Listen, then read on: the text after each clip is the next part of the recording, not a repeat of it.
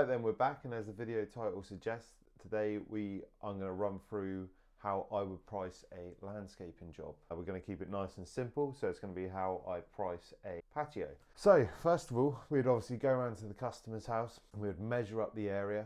The example I'm going to use is a 4 meter by 5 meter patio area, so that's 20 square meters. But yeah, we'd go up, we'd measure the area. So I'd obviously chat to the customer at the time, what slabs they would like to go with, see if they've got an idea, obviously give them a brochure, tell them to look online, give them a couple of links to some websites and get them to have a little look through. They generally want samples, so then you've got to go get samples to show them.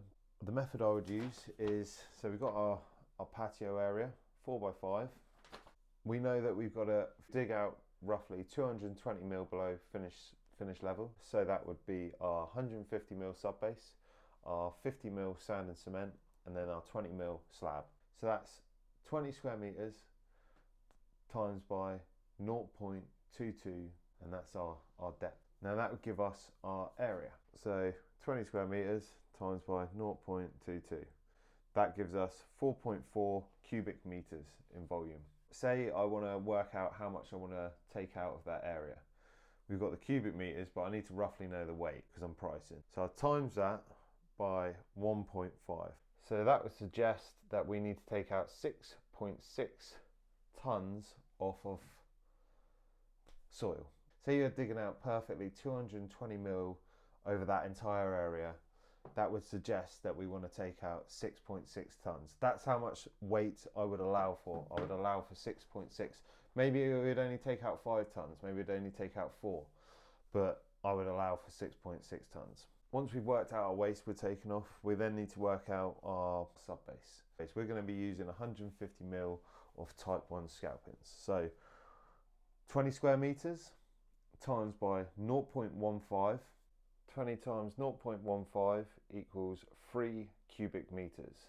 Times that by 1.5 suggests that we're going to have to use 4.5 tons off of type 1 scalpings. Then we're going to need our sand. So for our sand, we know that we want to go 2 inches. So can you work it out with us? We're going to need the 20 square meters times by 0.05. 20 square meters times by 0.05, that's 50 mil, equals 1 cubic meter. We'll times that by 1.5, obviously nice and easy, 1.5 tons of sand. We allow for 6 bags of cement for every ton of sand. So we've got 1.5 tons of sand needed. That equals 9 bags of cement. So we now know how much we need to dig off, how much type 1 we need, how much sand we need, how much cement we need. And then it's just up to the customer to choose their slabs. So you just know you're going to need 20 square meters off said slab. But if you're using porcelain, obviously you're going to have to allow for your slurry primers. Video up here on how to make that. If you were using that, you'd obviously need your 1 tub of SBR.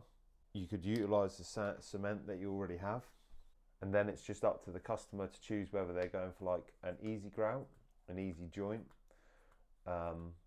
or if you're using obviously a sandstone, maybe you want to do it in a traditional pointing sand and cement mix. In which case you'd obviously want to allow for an extra 25 kg bag of sand and an extra bag of cement.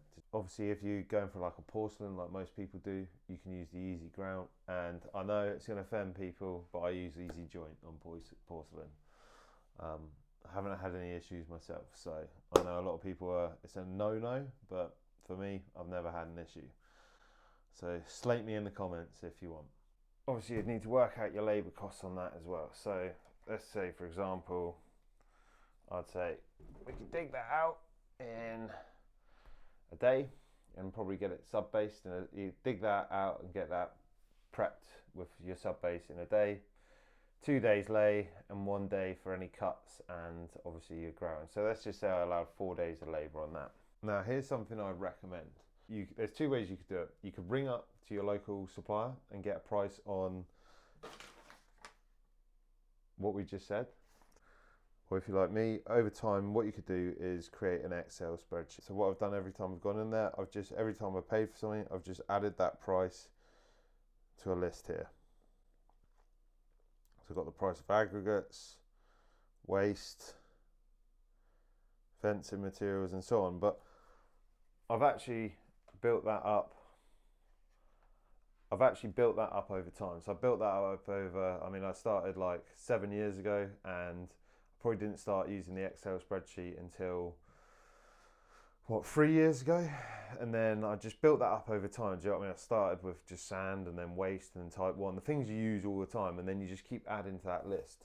It's a lot easier to price your own jobs that way. So you've kind of got all your prices there.